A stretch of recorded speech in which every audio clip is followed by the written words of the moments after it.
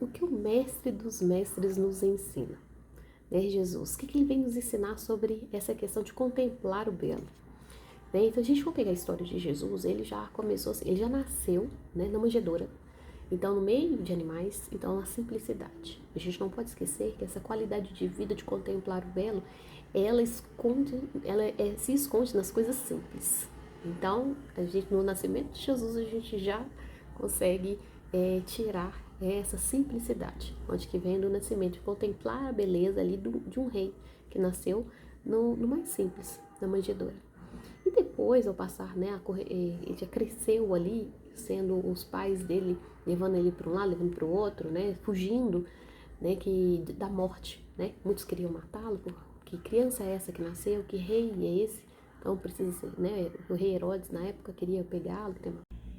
Então, mesmo diante das dificuldades, né, da vida estressante que Jesus enfrentou, né, já desde pequeno, era para ele ter crescido, né, a personalidade dele era para ter se desenvolvido uma personalidade ansiosa, irritada, estressante, né, intolerante, né, mas pelo contrário, né, quando Jesus começou a anunciar, como ele começou a falar para o mundo, ele se apareceu, né, uma pessoa dócil e serena, né, onde todo mundo tinha aquela felicidade, aquela alegria de ouvi-lo, né? Então a paciência e a tolerância, né, teciam a coxa de retalhos da sua inteligência.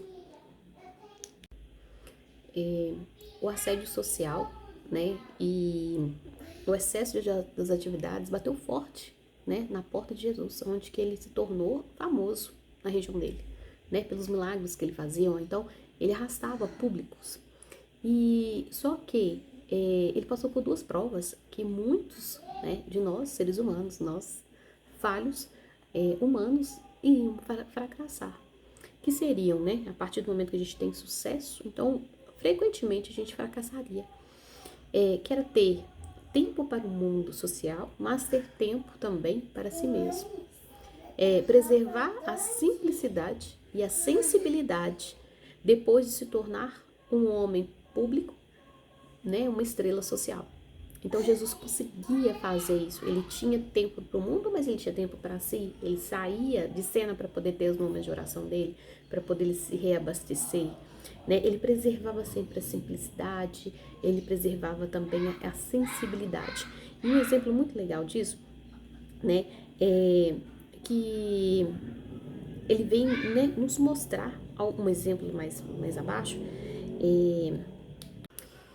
E muitos, né, alcançam sucesso, né, financeiro, social, intelectual, porém não alcançam o sucesso da qualidade de vida, para ter tempo para si mesmo e também ter tempo para estar com quem se ama, né? Muitos também, eles perdem o prazer de estar com quem se ama, porque não tem tempo para ter aquele prazer, a gente tem aquela sensibilidade de estar do lado de quem se ama, de estar realmente presente com as pessoas que a gente ama, né? É o que tem acontecido muito hoje, todos muito reclamando sobre isso, falta de tempo, cansaço e aí falta de presença, né? Falta de momento presente, de uma qualidade de vida, uma qualidade, um tempo de qualidade, né? Com as pessoas que a gente ama, com a gente mesmo, né? E isso nos adoece. Adoece a nós e adoece também os nossos relacionamentos. E aí, muitas pessoas podem estar o quê? A gente perde a singeleza, né? À medida que se torna, vai atolando as atividades. A gente vai perdendo essa sensibilidade, vai perdendo a singeleza, né? E à medida que a gente vai atolando dessas atividade, rotina, né?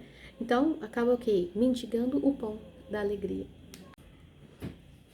Aí Jesus vem nos dando um exemplo maravilhoso, aonde que ele estava caminhando com a multidão, né, atrás deles, e aí do nada ele para e começa a olhar, né, para um nada, e fixa o olhar em um determinado lugar, e as pessoas ali procurando alguma coisa, achando que vai ser mais um milagre, mais alguma coisa ali vai acontecer, algum sinal, né, divino, e do nada ele pega e olha e fala assim, ele olha para uma flor, né?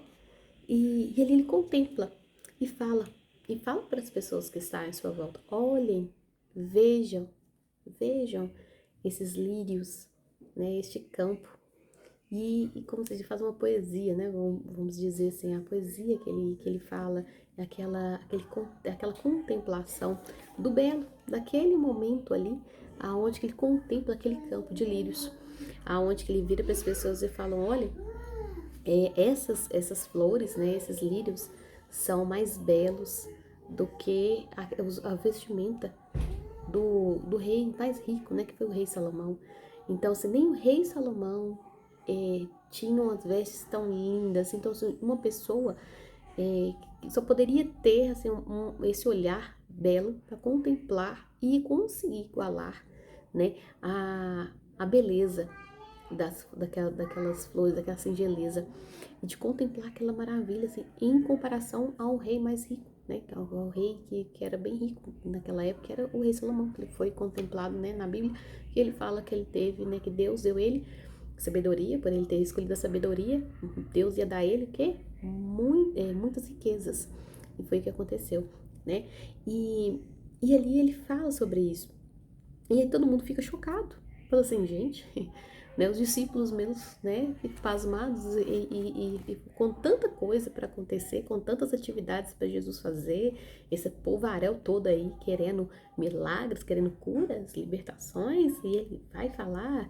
de olhar para a flor, né, e aí ele vem nos ensinar, ele como mestre dos mestres da psicologia, né, o psíquico, então por isso que a pessoa, né, igual esse autor, né, o Augusto Cury, que estudou, né, a mentalidade de Jesus para poder enxergar esses pequenos detalhes da psique de Jesus, de enxergar esse pequeno olhar, esse comportamento de Jesus perante as coisas.